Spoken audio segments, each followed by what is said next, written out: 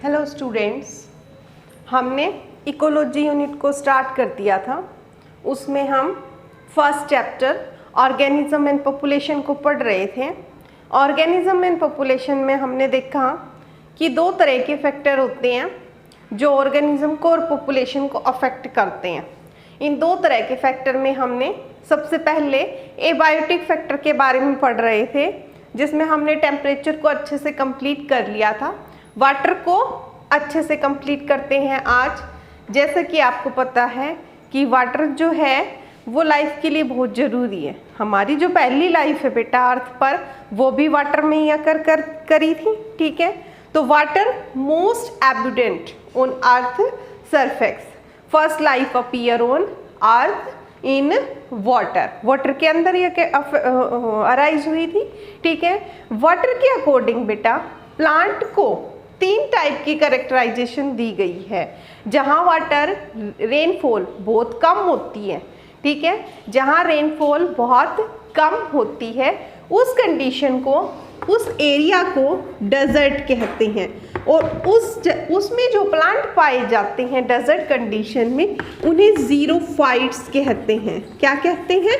ज़ीरोफाइट्स। तो बेटा इस वाटर की कम कंडीशन को सहन करने के लिए उसमें डिफरेंट तरह की अडेप्टेशन होती हैं। क्या अडेप्टेशन होती हैं? ज़ीरोफाइट्स के अंदर उनका जो स्टोमेटा है वो शंकन होता है, ताकि जो वाटर का इवोपरेशन है वो कम से कम हो। दूसरा बेटा हमने +1 के अंदर पढ़ा था C2 साइकिल, C3 साइकिल। एक साइकिल पढ़ी थी हमने वहाँ CAM cycle, crassulacean acid metabolism cycle. ये कैसी साइकिल है जो ज़ीरोफाइट्स में देखने को मिलती है, जिसमें स्टोमेटा जो है वो नाइट में ओपन होते हैं और डे में क्लोज होते हैं। ऐसा क्यों होता है?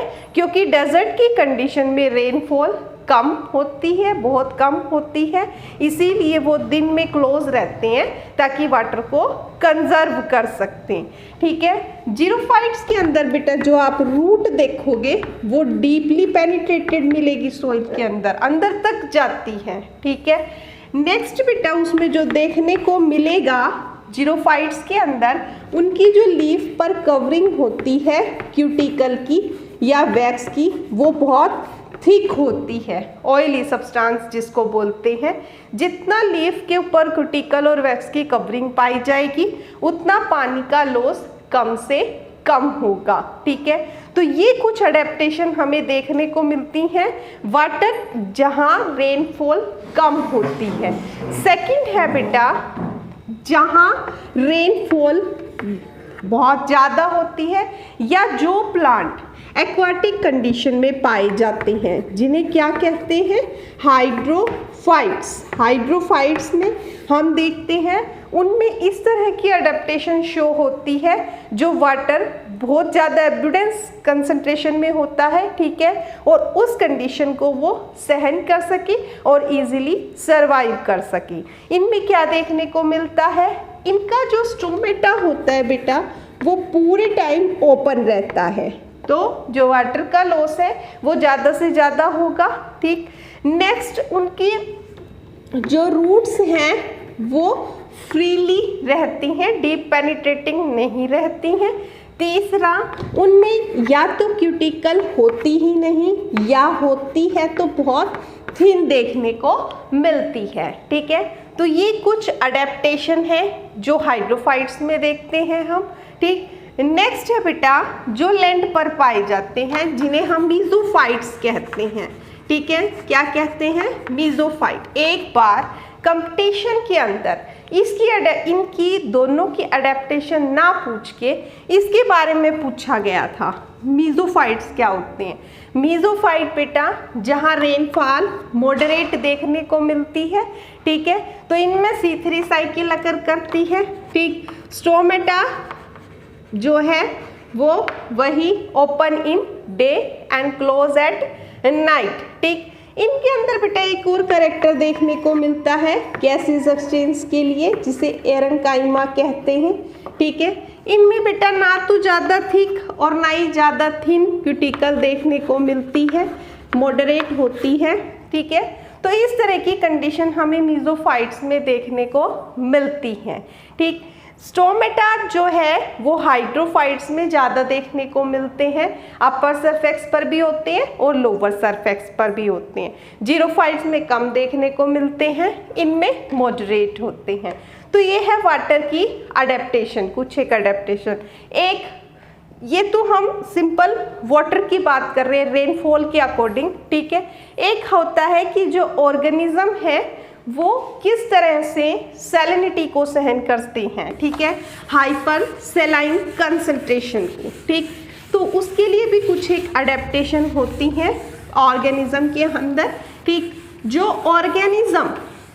ऑर्गेनिज्म सेलाइन कंसंट्रेशन को सहन कर सकते हैं वो क्या कहलाते हैं, हैलोफाइल्स, ठीक है। क्या कहलाते हैं, हैलोफाइल्स। फॉर एग्जाम्पल इनलैंड वाटर के अंदर हम देखते हैं लेस देन 5 सैलिनिटी देखने को मिलती है, ठीक है। इसके बाद बेटा सी के अंदर हम देखते हैं 30 to 50 के करीब सैलिनिटी देखने को मिलती है, ठीक। लेग्यून्स और हाइपर सेलाइन लेक के अंदर हम देखते हैं ग्रेटर देन 100 देखने को मिलती है, ठीक। तो बेटा ये ऑर्गेनिज्म इस साल कंसंट्रेशन को सहन कर सकते हैं, इनके अंदर कुछ एक अडेप्टेशन ऐसी होती है ताकि ये हाइपर सैलिनिटी को सहन कर सके, ठीक है। बट अगर फ्रेश वाटर लिविंग ऑर्गेनिज्म को हाइपर सेलाइन कंसंट्रेशन में छोड़ दिया जाए तो क्या वो सरवाइव करेगा, वो सरवाइव नहीं करेगा।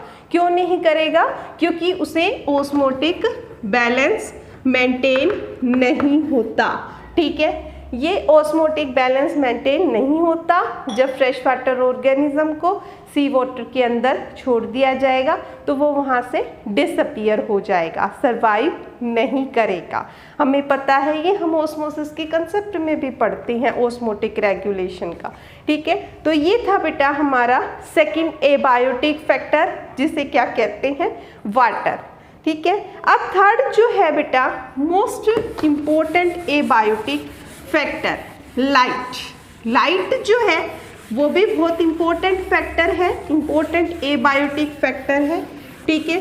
लाइट बेटा वो भी लाइफ के लिए बहुत ज़्यादा एसेंशियल है, जैसा कि आपको पता है बचपन से पढ़ते आ रहे हो, प्लांट जो है वो फोटोसिंथेसिस का जो प्रोसेस है वो लाइट की प्रेजेंस में ही कंप्लीट करता है।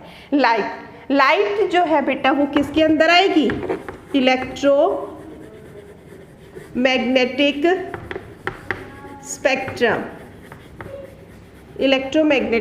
स्पेक्ट्रम फिजिक्स के अंदर पढ़ते हैं ना हम ये, ठीक है। इधर की तरफ बेटा जो लाइट हम तक पहुंचती है वो 400 to 700 नैनोमीटर की होती है, ठीक है, 400 to 700। इधर वाली लाइट बेटा यूवी रेज कहलाएगी, इधर वाली लाइट बेटा इंफ्रारेड रेज कहलाएगी, ठीक है।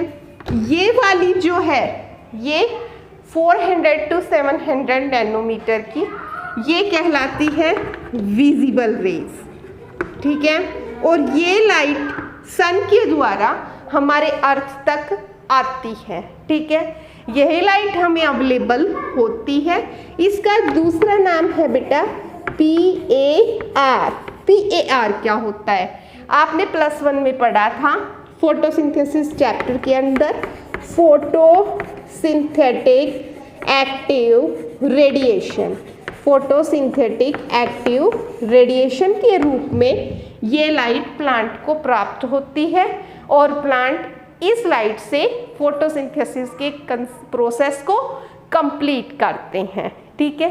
तो बेटा लाइट के अकॉर्डिंग प्लांट में भी, फॉरेस्ट में भी जब हम जाते हैं तो एक जो लाइट है उसके अकॉर्डिंग एक कैनोपी देखने को मिलती है।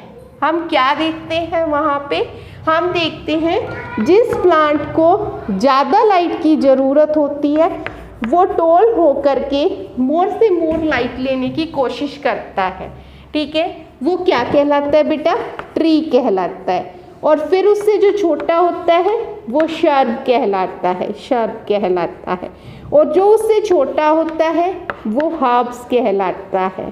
ठीक है, फिर हम और देखते हैं उससे छोटे। ठीक, तो इस तरह से ये क्यों हुआ, लाइट के अकॉर्डिंग ही हुआ, लाइट के अकॉर्डिंग अडेप्ट करते चले गए। ठीक, जिसको ज़्यादा लाइट की ज़रूरत थी उसने अपने आप को अच्छे से ग्रो कर लिया।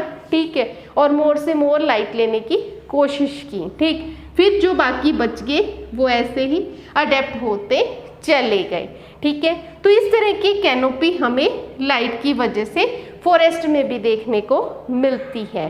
ठीक है बेटा, लाइट के अकॉर्डिंग प्लांट्स को भी डिवाइड किया गया है। जो ज़्यादा लाइट की प्रेजेंस में पाए जाते हैं, लाइट लविंग प्लांट बोलते हैं जिन्हें क्या कहते हैं, हेलियोफाइट्स। ठीक है, और जो छाया में पाए जाते हैं उन्हें कहते हैं स्कियोफाइट्स, छाया में पाए जाते हैं। ठीक है बेटा, हमने वहाँ +1 के अंदर एक और टॉपिक पढ़ा था कि लाइट वेजिटेशन को भी अफेक्ट करती है, फ्लावरिंग को भी अफेक्ट करती है। लाइट के अकॉर्डिंग प्लांट करेक्टराइज किए गए हैं। कैसे? जैसे long day plant, short day plant, day neutral plant. अगर आप लॉन्ग डे प्लांट को 18 घंटे लाइट नहीं देंगे तो इसमें वेजिटेशन नहीं होगी। इसको 18 घंटे लाइट चाहिए तभी वेजिटेशन होगी। ठीक है, इसी तरह से शॉर्ट डे प्लांट को 18 घंटे डार्कनेस चाहिए तभी वेजिटेशन होगी। डे न्यूट्रल प्लांट को कोई आवश्यकता नहीं है, यानी कि कोई फर्क नहीं पड़ता। ठीक है, तो इस तरह से हमने देखा कि लाइट कैसे अफेक्ट कर रही है। अब बात आती है बेटा इधर की, जो यूवी रेस कहलाती हैं। आपको पता है यूवी रेस से प्रॉब्लम क्रिएट हो जाती है, इंफ्रारेड से भी। ठीक, तो हमारे लिए जो इम्पोर्टेंट रेज हैं वो विजिबल रेज कहलाती हैं। ठीक है, तो बेटा आपने पढ़ा लाइट एबायोटिक फैक्टर के रूप में। अब लास्ट हम जानते हैं सोइल के बारे में, सोइल कैसे अडेप्ट करवाती है प्लांट को। ठीक बेटा, सोइल हम देखते हैं अलग अलग जगह पर डिफरेंट तरह की वो पाई जाती हैं क्रॉप्स। ठीक है, रीजन के अकॉर्डिंग पाई जाती हैं। सॉइल कैसे फॉर्म होती है? जब फिजिकल वेदरिंग होती है रॉक की तो सॉइल की फॉर्मेशन होती है। जैसे एमपी में ब्लैक सॉइल पाई जाती है। ठीक है, तो वहाँ कपास बहुत ज़्यादा होती है। ठीक, तो उस तरह से सॉइल भी प्लांट की जो क्रॉप्स की जो वो होती है प्रोडक्शन, उसको अफेक्ट डालती है। ठीक है, तो सॉइल भी एक इम्पोर्टेंट फैक्टर है। सॉइल क्यों इम्पोर्टेंट फैक्टर है बेटा? क्योंकि सॉइल, अगर सॉइल के अंदर वाटर होल्डिंग कैपेसिटी अच्छी है उस हिसाब से वेजिटेशन भी अच्छी होगी, क्रॉप की प्रोडक्टिविटी भी अच्छी होगी और हम अच्छे से अच्छी फसल की प्रोडक्शन कर सकते हैं। ठीक है, तो सॉइल के अकॉर्डिंग भी वेजिटेशन देखने को मिलती है। तो सॉइल भी एक इम्पोर्टेंट एबायोटिक फैक्टर है। बेटा आज हमने पढ़ा वाटर के बारे में, लाइट के बारे में, सॉइल के बारे में और टेम्परेचर के बारे में प्रीवियस लेक्चर में पढ़ा था। ये कुछ एक आपकी एबायोटिक फैक्टर थे जो हमने कंप्लीट कर लिए कि कैसे ऑर्गेनिज्म इनके अकॉर्डिंग अपने आप को अडेप्ट करता है और कैसे वो उनकी लाइफ को अफेक्ट डालते हैं।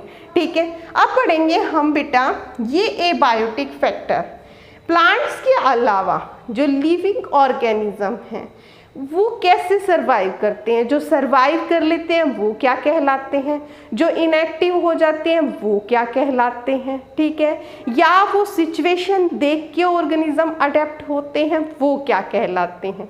मोस्ट इम्पोर्टेंट टॉपिक रहेगा कल का जो नीट के लिए मोस्ट इम्पोर्टेंट है। रेगुलेटर, कन्फर्मर और सस्पेंडर की कंडीशन को ग्राफ की हेल्प से समझेंगे। उस टॉपिक का नाम है बेटा रेस्पॉन्स। ठीक है, एबायोटिक फैक्टर के लिए लिविंग ऑर्गेनिज्म का। Thank you.